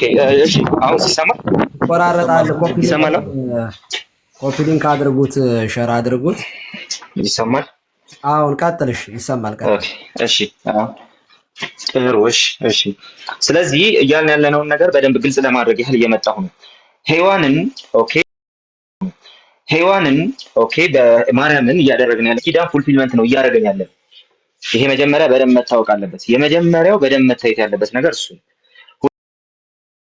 ሁለተኛ ክርስቶስ የአዳም ፉልፊልመንት ነው እየሆነ ያለው። ይሄ ሁሉ ትክክል ነው። ያ ፉልፊልመንት ግን ምትክነትን በተመለከተ ሲያነሳ የምንመለከተው መጽሐፍ ቅዱስ ያንን ፉልፊልመንት ይዘን ስቲል መጽሐፉን እንታዘዘው ካልን መጽሐፉ ምትክነትን ለማርያም በጭራሽ ነው የማይሰጠው ነው። ኦኬ የአዲስ ኪዳን ምትክነት ቤዛነትን በጭራሽ ነው ለማርያም የማይሰጠው። ኦኬ አሁን ምትክ በሚለው ያዙት ስላሉ ነው መምህር። ምትክነት ከመጣ ጭራሽ አደገኛ ነው፣ ከባድ ነው። ምክንያቱም ምትክነት ጭራሽ ለዓለም የምትክነት ጉዳይን ካነሳ መጽሐፍ ቅዱስ በቀጥታ የሚያስተሳስረው ምትክ የሚለውንም ቃል ይዘን እንዴት ማለት ነው መምህር በቀጥታ የሚያስተካክለው የሚያስተሳስረው ከክርስቶስ የመስቀል ስራ ጋር እንጂ ማርያም ታዛ ኦኬ አሁን ማርያም ተሰቀለች ምናምን እየተባባል እንዳለ ነው መንግራው እንዳለ ምናምን እዛው ተመልሰን እንደማንገባ ተስፋ ማርያም በመታዘዟ ምክንያት የምትክነትን ኦኬ ቲዮሎጂ በዛ ላይ እንድንሰራ መጽሐፍ ቅዱስ አይነግረንም። ምትክ የሚለውን እንኳን ብንይዝ መምህር የኔ ፖይንት እዚህ ጋር ምትክ ያለው ማንን ነው ሲባል አንድ ጊዜ ቤዛነትን አግኝቶ ወደ አባቱ የገባው ነው እሱን ነው ምትክ የሚለው። የማን ምትክ ነው የሆነው ሲባል ደግሞ የምትክነት ጉዳይ ደግሞ ምንድነው የሚሆነው በእኛ ምትክ በእግዚአብሔር ፊት የታየ የሚለው ሐሳብ ነው። ኦኬ ስለዚህ ቢብሊካሊ በጨርስ ጥሩ ነበር። አይ አስረዘምኩ። አንደኛ የምትለው አላስረዘምኩም። አንደኛ አሁን አንተ ቃል የምታወራው በፍጹም በቃ ማንነውን ነው የምታወራው እና በቃ እኔ እኮ እናንተ ትላላችሁ እያልኩ ሳይሆን ሳልጨርስ ስላቋረጡኝ ነው። አሁን ሳልጨርስ ካቋረጡኝ ኦፍ ኮርስ እናንተ የምትሉትን ሊል ይችላል የምለው ነገር ግን ሳልጨርስ ካላቋረጣችሁኝ እናንተ የምትሉትን ብዬ ያ ግን ያላችሁት ራሱ ሮንግ እንደሆነ ማሳየት እችላለሁ። ሶ ፕሊዝ አታቋርጡኝና ልቀጥል። እሺ አራት ደቂቃው ስላል ይቀራል። እሺ ቀጥል። እሺ አክቹሊ በጣም ጥቂት ነው እኮ እንትን እያደረኩኝ ስለሆነ ማለት ነው። ስለዚህ የምትክነት ጉዳይ ከተወሰደ መጽሐፍ ቅዱስ ማርያምን በምንም አይነት መንገድ ምትክ አድርጎ አያቀርባትም። ለዓለም ጭራሽ ምትክ አድርጎ አያቀርባትም። የምትክነት ጉዳይ ከተነሳ ኢየሱስ እንደሚያስቀምጠው ለሔዋን ምትክ አያረጋትም። ኖ በአዲስ ኪዳን የምትክነት ተርም የተሰጠው ለኢየሱስ ክርስቶስ ነው። ምክንያቱም ምትክ የሆነው እኛን ስለማዳን ስለሆነ። እመቤታችን የሔዋን ምንድን ነው ያደረጋት ታዲያ መጽሐፉ? የሔዋን ምንድን ነው ያደረጋት? አንተ ቀደም እኮ ጨረስን። እሱንማ ለሔዋንማ ፉልፊልመንት እንዳደረጋት ለዛውም ደግሞ ምን ፉልፊልመንት ምንድን ነው በአማርኛ? እሺ አንድ ልጨርስ እና ከዛ በኋላ ጥያቄና መልሱን አንተ መጠቀም የምትፈልገው ቃል እመቤታችን የሔዋን ምንድን ነች ብለህ ነው የምታስበው? ታይፖሎጂ። አዎ ምክንያት። እሺ ክርስቶስስ የአዳም ምንድን ነው? አዲሱ አዳም ተብሎ እሱ የአዳም ፉልፊልመንት ምትክ እንደሆነ ጭምር ፉልፊልመንት ብቻ ሳይሆን ምትክ እንደሆነ ጭምር ነው የሚያስቀምጠው። በአዳም ምክንያት ሞት መጣ፣ በክርስቶስ ምክንያት ህይወት መጣ ብሎ ማለት ነው። ማርያምን በዛ ደረጃ አላስቀመጠም ነው ፖይንት የራሱ ስለዚህ እመቤታችንን ለሔዋን ምትክ አላረጋትም። ክርስቶስን ግን ለአዳም ምትክ አድርጎታል ነው። ኦፍ ኮርስ አሁን በጨረሰ ይሄኛው ግልጽ ይሆን ነበር። ማርያምን ያደረጋት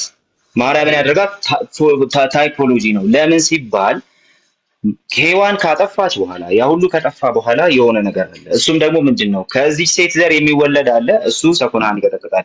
ከዛስ ይሄ ትንቢት ሲፈጸም ኢየሱስ ክርስቶስ ይኸውልህ ታይፖሎጂ አይደለም። ለምን ጥላ የሆነ ነገር ነው አይደል? እሺ እስቲ ቀጥሉና መምህር እንዳላቋርጡት አሁን ስለሆነ ተደጋጋሚ ታይፖሎጂ የሚባል ለምሳሌ የብሉይ ኪዳን መስዋዕቶችን ብትወስድ የብሉይ ኪዳን መስዋዕቶች መጀመሪያም ሲነሱ መነሻቸው ለክርስቶስ ምሳሌ ለመሆን ነው የተነሱት አይደል? አዎ እንደዛ ነው። ስለዚህ ታይፖሎጂ ማለት የዚያ ነገር መነሻው በራሱ ሲግኒፊካንት የሆነ ነገር ሳይሆን ዋናው ምክንያቱ የሚመጣው ነገር ሲሆን ነው። ሔዋን ግን እዚህ ላይ ለዓለም መውደቅ ምክንያት የሆነች በሰው ልጆች ህይወት ውስጥ በጣም ሲግኒፊካንት የሆነ ኔጌቲቭ ታሪክ ያላት የሰው ልጆች መነሻ ከአዳም ጎን የምትቆም ሴት ነች እና እሷን ቲፖሎጂ አድርጎ እመቤታችንና ሔዋንን በቲፖሎጂ ደረጃ ብቻ ማስቀመጥ ይኸውልህ፣ ለምሳሌ ታቦቱን ብትወስድ የብሉይ ኪዳን ታቦት ለእመቤታችን ቲፖሎጂ ነው ብትል ችግር የለውም። የሔዋንን ግን በቲፖሎጂ ደረጃ በጣም ዊክ ነው የሚሆነው። ግን መምህር ብጨርሰው አሪፍ ነበር። አሁን መሀል ላይ ስለገባችሁ እንዴት አድርጌ ይችላል? ቃሌ ሌላ እያወራ እኮ ነው። አሁን በጣም የተቸገርኩት እኔ ቃሌ ለመጨበጥ ነው ነገር ሌላ ሳይሆን ያወራሁት አልጨረስኩትም። ሀሳቡን ሳልጨርስ አቋርጣችሁ ነው ቀሲስ። ስለዚህ ሀሳብን ጨርስ እድል ሊሰጠው ይገባል። እሺ እየታፈንኩ እየመሰለኝ ስለሆነ ማለት ነው። እሺ ችግር የለውም። ታይፖሎጂ ነው ምትክነት ነው ምናምን የሚለውን ሀሳብ ምትክ አይደለም ያልኩበት ምክንያት ስላስቀመጥኩኝ ማለት ነው። ቤዛነትን ምትክ ብላችሁ ልትወስዱ ትችላላችሁ ቃሉ ከሆነ ያጣላም ብለው እንደ መፍትሄ ሀሳብ አስቀምጠውታል። መምህር በረከት በጣም ትክክል። እሺ ይሁን ብለን ተቀበልን። ግን የምትክነት ሀሳብን ይዘን ስንመጣ ማርያምን በምትክነት ቴዎሎጂ ሰርቶባት አናገኝም። ምክንያቱም ምትክነት ሲመጣ በሰዎች ምትክ ኢየሱስ ክርስቶስ እንዴት ለሰዎች እንደታየ ነው ቤዛነት ብለን የምንጠራው እሱን ስለሆነ አዲስ ኪዳን የሚነግረው በአዳም ምክንያት ሞት መጣና ኦኬ በኢየሱስ ክርስቶስ የመካከለኝነት ስራ ምክንያት ህይወት መጣ። ቤዛነትና ምትክነት ይሄን ነው የሚያሳየው። በሔዋን ምክንያት ሞት መጣና በማርያም ምክንያት ይህንን ማርያም ቤዛነትን ወይ ደግሞ ምትክነትን አግኝታ ኦኬ ራስ ገኝታ እንትን አድርጋለች። ይሄ ለኛ በእግዚአብሔር ፊት ታይታለች የሚል ሐሳብ የለም። የኢየሱስ ክርስቶስ የምትክነት ጉዳይ ለኛ በእግዚአብሔር ፊት የመታየት ጉዳይ ጭምር ነው። ማርያም በእግዚአብሔር ፊት ለኛ አልታየችምና ምትክል እንላት አንችልም። መጽሐፍ ቅዱስ ያነሳል። አንዱ እሱ። ሁለተኛ እሺ ቀሲስ እያሳዩ ያሉት አሁን አምብሮስን ነው። እኔ መጽሐፍ ቅዱስ ላይ ነገር ወደ አባቶች አልመጣሁም። ወደ አባቶች ስመጣ ደግሞ ሌሎቹም ይሁ ብዬ ነው። እንዲያውም እዚህ ጋር ቆይ አንዴ ልጨርስ። ቀጥል። ለመምህር በረከትም እንዲያዩት ጭምር ነው። መምህር በረከት ወረዱ እንዴ? መምህር ወርደዋል። አንዴ ልጨርስ። ከዛ በኋላ እሺ መምህርን ካስወረዱማ ሌላ ጉዳይ ነው። አይ እሳቸው በመሰረቱ አሁን ከእንትን የለኝም እንትን እኮ ሞዴሬተር እኮ አንስቻለሁ። ኔትወርክ ነው አይ ኔትወርክ ነው የሚሆነው። አንዴ በዚያውም ይሄንን አብራርተህ ሂድ። እሺ ወደ አባቶች ስመጣ በደንብ ነው እሱን እንትን ማድረገው። ግን ማድረገው ምን መሰሉት? አሁን አንበው የተወስሩ ችግር የለውም። ምን እንትን አደርጋለሁ። ሀሳብ እየተበተነ ነው። አንዴ የተጀመረው ይላል ሀሳብ እሺ አንድ ጊዜ ተጀመረ። በጣም ግን የሚያሳዝነው አንዴ የተጀመረው ይለቅና ኔትወርክ ግን ይቆራረጣል። ይገርማችኋልና ኔትወርክ በጣም ኮፒ ሊንክ ቢደረግ አሪፍ ነው። ኮፒ ሊንክ አድርጉትና እንትን እንዳናደርግ ማለት ነው። በጣም በሚያሳዝን የኛ ፖይንት አርጉት ባካችሁ። ኮፒ ሊንክ አርጉ። ከታች ያላችሁ ምዕመናን ኮፒ ሊንክ ሼር አድርጉት።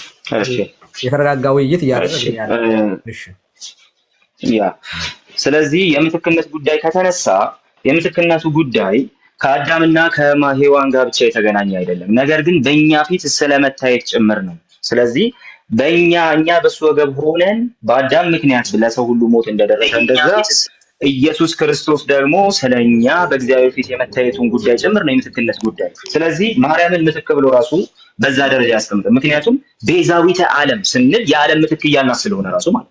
ስለዚህ በዛ መንገድ ይህንን ቴዎሎጂ መስራት አንችልም። የመጀመሪያ ፖይንት። ሁለተኛው እስካሁን እየተመለሰ ያሉ ነው ጥያቄ ቀሲስ እየተመለሰ ያሉ ነው ጥያቄ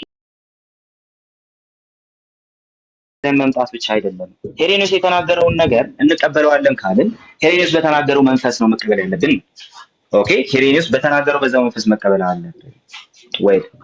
ሄሬኔስ ምን ብሎ ነው የተናገረው? ለራሷም ሔዋን ልክ ለራሷና ለዓለም የመጥፋት ምክንያት እንደሆነች የመሞት ምክንያት እንደሆነች ማርያም ደግሞ በመታዘዟ ምክንያት ለራሷና ለዓለም ያስቀመጠው። ስለዚህ ማርያምን ለዓለም ብቻ ሳይሆን ለራሷን ቤዛ ናት ልትሉ ትችላላችሁ ወይ? እንደዛ አይነት ቴዎሎጂ በቤተክርስቲያናችሁ አለ ወይ? ኦኬ፣ እናንተ ሄሬኔዎስን ጠቅሳችሁ ማርያም ቤዛ ሁሉ ዓለም ናት ማለት የማትችሉበት ምክንያት ከሄሬኔዎስ ጋር በዚህ ጉዳይ መስማማት አለባችሁ። ለራሷን ማርያም ቤዛ ሆናለች ብላችሁ ማመን ትችላላችሁ ወይ?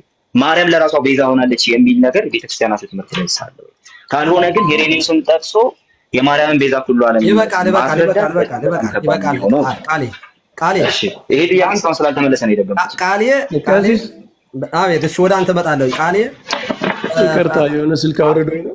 አባቴ ባለው ሲባል ፈረስ አጎቴ ነው እያለ በጣም ተቸግረናል። እና እኛ የምናወራው ሌላ ነው፣ እሱ የሚያወራ ደግሞ ሌላ ነው። እና እያዳመጥከን አይ ቲንክ ስራ ላይ ተመስል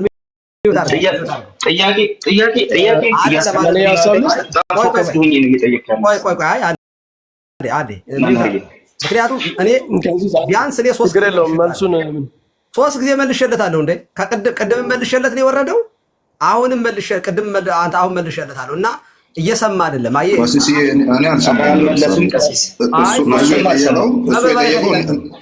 እስካሁን ቁጭ ብዬ ራሱ አልሰማሁም። ለራሷን ቤዛ ናት የሚለውን እስካሁን አልሰማሁም። ከነገራችን ላይ እኮ ይሄ መለስና ከዛ በኋላ ቆይ ሚዩት አድርገው። አሁን መምህር በረከት ይቀጥሉ።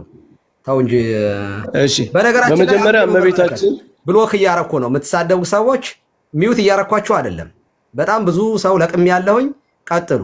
እኔ ከዚህ በኋላ ብሎክ ነው የማረጋችሁ። መጥፎ የምትጽፉ ሰዎች ብሎክ ነው በቃ። ሚዩት ምናምን አላረጋችሁም። ኦኬ፣ አግኝቻለሁ። አሁን ቀጥሉ መምህር፣ እያገኘው ስለሆነ። እሺ፣ ሶስት ጥያቄዎች በጣም ኢምፖርታንት ጥያቄዎች የተነሱ ይመስለኛል። አንደኛ እመቤታችን የምትክ ጽንሰ ሐሳብ አለ። አዎ፣ ከሔዋን ጋር በሚለው ነገር ኦልሞስት የተስማማን ይመስለኛል። ክርስቶስ ዳግማዊ አዳም ከቀዳማዊ አዳም ጋር ያለውን ፓራራሊዝም በእመቤታችንና በቀዳማዊ ሔዋን መካከል እናገኘዋለን። ይህም ስክሪፕቸራል ነው፣ በቅዱስ ጳውሎስ መልእክታትም የሚገኝ ነው የሚለው መስማማት አንድ ትልቅ ስቴፕ ነው። ባይዘወይ ይሄ ትልቅ ነው። ከዚያ በኋላ ግን አንደኛ እመቤታችን እንደዛ ከሆነች ይሄ ቤዛነት የእመቤታችን ቤዛ የምትባልበት ኮንቴክስት ይሄ ከሆነ ሚስ አንደርስታንዲንግ እንዳይኖር እኛ እመቤታችንና ክርስቶስን ቤዛ ስንል እኩል በሆነ ሌቭል አይደለም፣ እኩል በሆነ ደረጃ እኩል በሆነ ሌቭል አንልም። ይህንን ለመረዳት ምናልባት ምሳሌው ሊያንስ ይችላል። በምን ልንወስደው እንችላለን? ለምሳሌ በሰው ልጅ ድነት ውስጥ የእግዚአብሔር ቦታ አለ፣ የሰው ልጅ ድርሻ አለ። የእግዚአብሔር ቦታ የእግዚአብሔር ስራ አለ፣ የሰው ልጅ ድርሻ አለ። ሲነርጂ የምንለው አለኛ። ሰው የሆነ ነገር ማድረግ አለበት፣ ለመዳን መቀበል አለበት፣ ማመን አለበት፣ ኮኦፕሬት ማድረግ አለበት፣ መታዘዝ አለበት ምናምን እንላለን። ክርስቶስ ደግሞ የሰው ልጅ ፈጽሞ ሊያደርገው የማይችለውን ሊያሸንፍ የማይችሉትን ጠላቶች ሞትን፣ ዲያብሎስን፣ ኃጢአትን ድል አድርጎ መዳናችንን ፈጽሞልናል። አሁን የእግዚአብሔርን የማዳን ስራና የኛ የሰው ልጆችን ድርሻ እኩል እንደማናስቀምጠው ሁሉ ክርስቶስን ቤዛ ስንልና እመቤታችን ቤዛ ስንል የዚያን ያህል ልዩነት አለው። እኛ ክርስቶስን ቤዛ ስንል እኮ የሰው ልጅ በባርነት ተይዞ ከነበረበት ከኃጢአት ከሞት ከዲያብሎስ ሊያስፈተው የሚችል ስላልነበረ እሱ ራሱን ዋጋ አድርጎ ከፍሎ አስለቀቀንንም። ይሄንን ለእመቤታችን አንሰጥም። ነገራችን ላይ ይሄ ለእመቤታችንም የተደረገላት ነው። ሄሬኔዎስ ያለውን ቃል እኛ ማንቀበለው መስሎት ከሆነ ቃሌ ማለት ነው። እመቤታችን እኮ ጌታችንን አዳኝ መድኃኒቴ ብለዋለች። ባይሆን እኛ ጥንቃቄ የምናደርገው እመቤታችን በተለየ ሁኔታ አምላክ እናት ስለሆነች ማዳኑ ከመጠበቅ ነው የሚጀምረው። ገና ከማህፀን ጀምሮ ከኃጢአት ከመጠበቅ ከማንጻት ከመቀደስ በጸጋ ከመሙላት ነው የሚጀምረው። ይሄ ደግሞ የብሉይ ኪዳን ቲፖሎጂ አለ። ቤተ መቅደሱ ታቦቱ ንጹሕ ቅዱስ ነው። እግዚአብሔር ንጹሕ ቅዱስ በሆነ አካል ውስጥ ነው የሚያድረው። ይሄንን ለማድረግ እግዚአብሔር ጥበቃው አዳኝነቱ ቀድሞ ከመጠበቅ ነው የሚጀምረው አልን እንጂ እግዚአብሔር እመቤታችን አላዳናትም። እመቤታችን አዳኝ የማትፈልግ ነች የሚል የኦርቶዶክስ ትምህርት እኮ የለም። አዳኝነቱ ግን እንደኛ ኃጢአት ከሰራች ከወደቀች ምናምን በኋላ የሚል ስለሆነ ሄሬኔዎስ በዚህ ያጣላን ማለት ነው። ስለዚህ የክርስቶስ ቤዛነት ይሄ ኦቨር አርኪንግ ነው ማለት ለእመቤታችንም የሚሰራ ነው፣ ለሁሉም ፍጥረታትም የሚሰራ ነው። ግን ደግሞ እመቤታችን ሔዋንን ወክላ ያደረገችው ስራ it is not personal virtue ፐርሰናሊ እሷ የሆነ ነገር እኛ ፐርሰናሊ እግዚአብሔርን ለማገልገል እንደምንሰራው አይነት ብቻ አይደለም። እመቤታችን ሔዋንን ተክታ ዳግሚት ሆና ሔዋኑን የሰራችው ስራ ለዓለም ድነት ምክንያቱ ነው። ሄሬኔዎስ እንዳለው ዓለም የሚለው ቃል የተቀጸለው ለዛ ነው። ቤዛዊት ዓለም የሚለው እሷ ሔዋንን ተክታ ያደረገችው ነገር ለእርሷም ለዓለምም ድነት ምክንያቱ ነዋል። ስለዚህ ዓለም የሚለው ቃልማ ግዴታ ሄሬኔዎስም እኮ ተናግሮታል። ለእሷም and for all human race ማለት ዓለም ማለት ነው። ስለዚህ አንደኛ የእመቤታችን ቤዛነት ተብሎ ሲነገር በዳግማዊት ሔዋን ደረጃ በመታዘዟ ምክንያት በመሆኗ ነው። ከነገራችን ላይ ምክንያት መሆን ያስብላል እኮ ምክንያት መሆን። ለምሳሌ ጌታችንን አሁን ሜሪቴስ ኮዝ ምናምን እንለዋለን። ለድነት እኮ የመጨረሻው አልቲሜትሊ እምነት ምናምን ብለን ብንነሳ ኮዙ ለድነታችን ክርስቶስ ነው። ስለዚህ እሱን የድነት ምክንያት አይደለም የምንለው እኮ ነው እንደምንለው። እሱ እኮ ራሱ መድኃኒት ነው። ምክንያት መሆን በራሱ መድኃኒት፣ የድነት ምክንያት መባል መድኃኒት ሊያስብል ይችላል። እመቤታችንም የቤዛነት ምክንያት ክርስቶስ ተወልዶ ሰው ሆኖ ዓለምን እንዲያድን ለቤዛነቱ ምክንያት ስለሆነች ቤዛዊት ዓለም የምትባለው በዚህ ኮንቴክስት ነው። ስለዚህ ከክርስቶስ ጋር አናወዳድርም። የሆነ መሳ ለመሳ የማፎካከር አይደለም። እንዳልነው የፍጡርና የፈጣሪ ጉዳይ ነው። ክርስቶስ ፈጣሪ ነው፣ አምላክ ነው፣ ዲቫይን ነው። እመቤታችን ፍጡር ነች። ምንም ብትሆን ፍጡር ለመዳን የሚያደርገውን ነገር ነው ያደረገችው። ፍጡር ማድረግ የሚችለውን ነገር እግዚአብሔር አስችሏት በፍጡር ደረጃ የሚደረገውን ነገር ነው ያደረገችው። በሱና በሷ መካከል የፈጣሪና የፍጡር ልዩነት አለ። እንግዲህ ይሄ ነው ልዩነቱ። ፓራራሊዝሙ እንግዲህ ልዩነቱ የሚፈጠረው አዳምና ሔዋን ሁለቱም ፍጡር ናቸው። ዳግማዊ አዳምና ዳግሚት ሔዋን ግን ፈጣሪና ፍጡር ናቸው። ስለዚህ የዚህን ያህል ልዩነት አለ ማለት ነው። እመቤታችንን ቤዛ ስንልና ክርስቶስን ቤዛ ስንል ክርስቶስን ቤዛ የምንልበት ደረጃ ዲቫይን በሆነ መንገድ ከፍ ባለ ደረጃ ነው። ለሷም የሚሰራ ነው። ለእመቤታችን ስንናገር ምትክ በመታዘዟ ለህይወት ምክንያት ለዓለም ድነት ምክንያት በመሆኗ በዚህ በሪካፒቱሌሽን ጽንሰ ሐሳብ ነው። ስለዚህ ቃሉ ቤዛነት የሚለው ተነገረም ከሆነ ግን ቴዎቶኮስ የሚለውም አልተነገረም። ቴዎቶኮስ የሚለውም እኮ በኤፌሶን ካውንስል በእነ ንስጥሮስ ክርክር ተነስቶ ዓለም አቀፋዊ ባይሆን ኑሮ እንደዚህ እንደና አባ ጊዮርጊስ መጽሐፍት የሆነ ሎካል ቦታ ላይ የምናገኘው ሆኖ ዛሬ ልንከራከርበት እንችል ነበረ። ስለዚህ ሊቃውንት ያንን ጽንሰ ሐሳብ የሚወክል ነገር ይሄ ሊሆን ይችላል ብለው አባ ጊዮርጊስ በጣም ከነገራችን ላይ የቋንቋ ሊቅ ነው። በጣም አባ ጊዮርጊስ ስለሱ ያጠኑ ሰዎች አባ ጊዮርጊስ የቋንቋ ችሎታው በጣም ከፍ ያለ ከሆነ የተነሳ ቃል እስከ መፍጠር የደረሰ ሰው ነው። ቃላት ራሱ አዲስ ቃል ኮይን እስከ ማድረግ። ስለዚህ ቃላቱ ከሆነ ጽንሰ ሐሳቡን ከተቀበልነው የቃሉ ጉዳይ ከሆነ የኢትዮጵያ ቤተክርስቲያን ይህን የሚገልጽ ቃል ነው። ምክንያቱም ቤዛ ምትክ የሚል ቃል ስላለ ትርጉም ስላለው ምትክ የሚለው ቃል ታዲያ በግዕዝ ምን ይሆን? በግዕዝ እኮ ምትክ ማለት ቤዛ ነው። ስለዚህ ቤተክርስቲያን ያንን ቃል መጠቀሟ ትክክል ነው። ባይሆን መጠንቀቅ ያለብን ሲነገር ኢንተርፕሪት ሲደረግ ምንድን ነው ከክርስቶስ ጋር የማወዳደር ነው፣ እኩል አዳኝ የማድረግ ነው፣ እኩል ቤዛ የማድረግ ነው እንዳይሆን የፍጡርና የፈጣሪ ልዩነት አለው ብለናል። የእሷ የታወቀ ነው። ቤዛ የሆነችበት ምክንያት በመታዘዝ የሔዋን ምትክ በመሆን ነው። ዓለም የሚለው ቃል የተቀጸለበት ደግሞ ያ ድርጊቷ ለዓለም መዳን ምክንያት ስለሆነ ነው። ሄሬኒዮስ እንዳለው ማለት ነው። ይብቃኝ ቀሲስ። እሺ በጣም ጥሩ ነው። እናጠቃል። አሁን እናንተም ሪፍሌክት እንድታደርጉ ማጠቃለያ ሀሳብ እንድትሰጡ ላድርግና ምናልባታችን ከፈቀዱልኝ እንትን ማጠቃለያ ብንሰጥ ጥያቄ ነው። ማጠቃለያ ሁለት አጭር ጥያቄ ቅድም እሺ ጥያቄ እሺ እንጨርሳለን። እሺ ወንድማችን አማን ቅድም ግሪኩን እየጠየቅኩ ለምን ነበረ? በተለይ ሙሴን ነገር ሳነሳ ቃሉ ላይ ችግር አለብኝ ብለኸኝ ነበርና ቃሉ በነገራችን ላይ አንደኛ ጢሞቴዎስ ላይ ምዕራፍ 2 ቁጥር 6 ላይ አንቲ ሉትሮን ነው የሚለው ቃሉ። ሙሴን ደግሞ ሉትሮን ነው ያለው። ልዩነቱ አገባብ ነው። አንቲ የሚለው ፕሪፖዚሽን አለ እንጂ almost the entirety of the Bible redeemer, ransom, deliverer, savior የሚሉት ቃል በሙሉ ሉትሮን እየተባሉ ነው የሚጠቀሱት። ስለዚህ ለክርስቶስ the root word even አንደኛ ጢሞቴዎስ ምዕራፍ 2 ቁጥር 6 ላይ አንቲ ሉትሮን አለው እንጂ the root word still ሉትሮን ነው። ይህንን እንደው በደንብ አስምረን ልናየው ያስፈልጋል ማለት ነው። ሁለተኛ ጥያቄ ግን አገስ የመጀመሪያ ኮሜንተሪ ነው። ግን ወደ ጥያቄ ስመጣ the entire time አሁን እዚህ መምህር በረከትም አባታችንም አላቲኖንም ቤዛ የሚለው ትርጉም ABCDEFG ብለው ዝርዝር አውጥተዋል ማለት ነው። ቅድም ግን ቤዛዊተ ኩሉ ዓለም ብለህ ransom for the world እያልክ you choose and limit ቤዛ to the word ransom የሚለው to pay the debt of all ማለት ነው።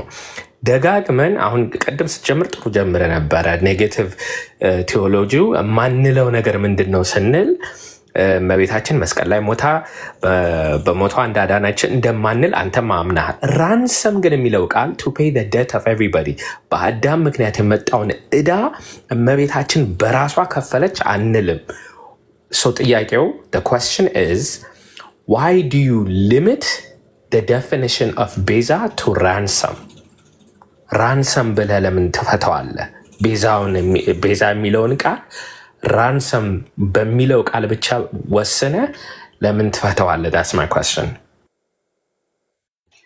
እሺ ለኔ ነው አይደል? ለአማን ነበር ግን አንተም መመለስ ትችላለህ። doesn't matter። እሺ አማኒ ፖዝ ነው ቤዛ የሚለውን ቃል። እሺ አማኒ ስትመጣ ግን ትመልሳለህ። የተለየ ነገር ተመለስኩኝ ታርመኛለህ ለመጣህ ማለት ነው። እኔ ልቀጥልና ቤዛ የሚለውን ቃል ለራንሰም ብቻ ሊሚት የማደርግበት ምክንያት ከስልጣን ሁሉ በላይ ያለውን ስልጣን መጽሐፍ ቅዱስ ነው። ቤዛ የሚለውን ቃል እኮ መጽሐፍ ቅዱስ በተለያየ መንገድ ይጠቀመዋል። አዎ ልክ ነው። እሺ ኮቨናንት ቤዝድ በሆነ መልኩ አዲስ ኪዳን ላይ የትኛውንም ፍጡር ኮቨናንት ቤዝድ በሆነ መልኩ የኛ ቤዛ ብሎ ጠርቶ ማያውቅም መጽሐፍ ቅዱስ። የሙሴ እየተነሳ ነበር ሹምና ቤዛ የተባለው ቃል ማለት ነው። ሙሴ ላይክ እንደ ግለሰብ እሱ ነው የተጠራው። ሹምና ቤዛ ተብሎ ሲጠራ ለምን እንዴት ነው የተጠራው የሚለውን ነገር ማየት ያስፈልጋል። የመጀመሪያው ነገር ሹምና ቤዛ ተደርጎ ተላከ የሚለው define covenant. What do you mean by covenant? መልካም እሺ፣ አሪፍ ሐሳብ። እንደው ኮቨናንትን በደንብ ሳብራራው ግልጽ ይሆናል። አንድ ኮቨናንት ስንል ወይ ደግሞ ኪዳን ስንል ይሄ አሁን የገባንበትን ይሄንን አዲሱን ኪዳን እያልን ያለ ኦኬ። ይሄ አዲስ ኪዳን በክርስቶስ መካከለኝነት የተገኘ ኪዳን ነው። በዚህ ኪዳን ውስጥ ደግሞ በተለያየ ስያሜ በተለያየ መንገድ ሰዎች ጥቅም ላይ ውለዋል። ኦልሬዲ ኢንታይትል ተደርገዋል። ኦኬ። ከነዚህ ኢንታይትል የሆኑ ሰዎች መካከል ደግሞ ማርያምን እናገኛለን። የጌታዬ እናት ተብላ ተጠርታ እናገኛለን። እሺ ቤዛ ተብሎ ማን ተጠርቷል? በዚህ በተቀበልነው በዚህ አዲሱ ኪዳን ውስጥ ማን ነው በምን መንገድ ኢንታይትል ሊሆኑ የሚለውን ነገር ማየት ስለሚያስፈልግ ነው። ለምንድን ነው ይቅርታ፣ እዚህ ጋር ግን በደንብ አንደርስታንድ ላደርግ ስለምፈልግ ነው። ኪዳን ብለህ I'm not sure like ቃል ኪዳን of course promise of course in that discussion ውስጥ ከክርስቶስ ሌላ ቤዛ የሚል ቃል አልተጠቀመም ነው አርጊመንቱ ነው። በአዲስ ኪዳን መጽሐፍት ውስጥ አይደለም ፖይንቱ። እኛ በተቀበልነው ኪዳን ውስጥ አይደለም ያልኩ in the discussion of the New Testament ወይም in the discussion of salvation nobody other than Christ was called ቤዛ ነው እንትኑ አርጊመንቱ good እሺ ለኛ ለዚህ ኪዳን ተቀባዮች ቤዛ ተደርጎ የተደረገ የለም። I just want again በደንብ አንደርስታንድ እንዳደርግ ነው ስለ ነገረ ድህነት በአማርኛ ለሞከር ጥረት ስላለኝ ነው አማርኛ ላይ በነገረ ድህነት ኮንሰፕት ላይ ከክርስቶስ ሌላ ቤዛ የተባለ ሰው የለም ነው ፖይንቱን ላገኘው ስለምፈልግ ነው እኮ ፖይንቱን እኮ በደንብ አስቀመጥኩት በዚህ በተቀበልነው በእኛ በኪዳኑ አንድ ጊዜ ትክክል ነኝ ሀሳብ አግኝቻለሁ በኔ አንደበት ልንገርህ ብዬ ይህ አንደርስታንድ እንዳይደረግ ማለት ነው እኛ ነን የአዲሱ ኪዳን ተቀባዮች ኦኬ የአዲሱ ኪዳን መካከለኛ ኪዳኑን የሰጠን በክርስቶስ ለምናምን ሁሉ እኛ ነን በዚህ ለኛ ለኪዳኑ ተቀባዮች ቤዛችሁ ተብሎ ኢንታይትል የተደረገ ማንም የለም ከክርስቶስ ሌላ ለኛ ለዚህ ኪዳን ተቀባዮች ካለ